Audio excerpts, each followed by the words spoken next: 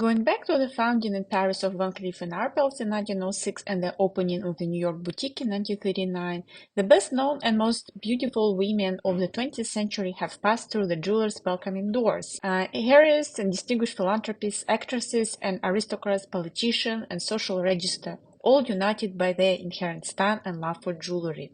They had many elegant and worldly goods offered by Van Cleef and Arpels. Tiaras descended from Napoleon's wives, Josephine and Mary Louise, necklaces and cuffs showcasing the vast coffers of fabulous emeralds owned by Indian royalty, an emerald and diamond engagement ring for future First Lady, a sapphire diamond and deco bracelet for an American beauty, pearl and diamond suit, intended for a royal bride of an international acclaim and American birth, the Lude, a golden honeycomb bracelet, a delicious scroll, rubies and diamonds watch, indigenous adaptation of hardware, clips of diamonds, feathers and frames, mystery set, holy leaves, peony and poppy brooches, the Midier and the vanity case, Etruscan-style cuffs, and the Alhambra necklace, butterfly, the floating and hedgehogs. For more than a century, the remarkable history of Van Cleef & Arpels had been intertwined with the lives of many of the greatest personalities of our time, which has enhanced the art and set the stage for the display of some of the greatest jewelry made in the 20th century. This brooch, owned by Her Royal Highness Grace of Monaco,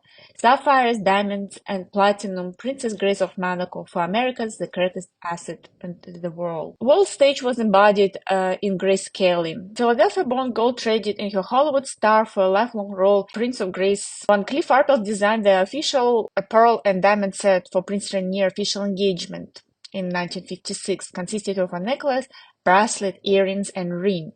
Icy diamonds affect the creamy sensual pearls, a natural pairing for a young bride, an apt symbol of the woman. Although the princess was presented with diamonds for her wedding, including a 5-row diamond bracelet from Monaco National and Municipal Council, her personal taste was quieter, wearable, more private citizen and public royal. She collected animal pins, including a poodle, a jewel stand for her own pet poodle, Oliver. Her Alhambra necklace, with its quarter-foil motif recalling the Moorish architecture, is most identified with Kelly, who owns several of the necklaces. When Van Cleef & Arpels introduced it in 1968, the Alhambra collection quickly became a beacon of privilege. Its distinctive 4-leaf clover-shaped filled with malachite, lapis, tortoiseshell, mother of pearl. Years later, in her role as the mother of the bride, one of her emblems of title, diamond tiara made by Van Cleef & Arpels, which she wore to the sister Princess Caroline wedding in 1978. Although Kelly, the only actress who permanently crossed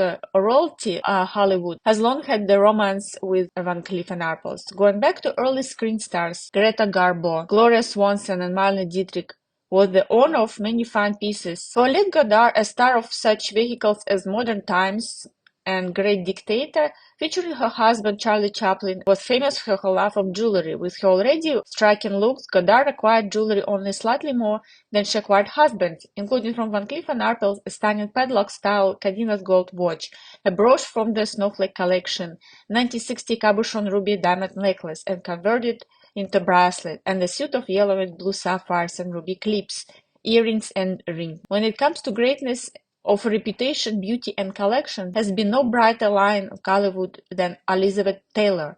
By the time she met Cleopatra in 1963, her dazzling had collection with Richard Burns and laid the foundation for one of the best private jewelry collections in the United States.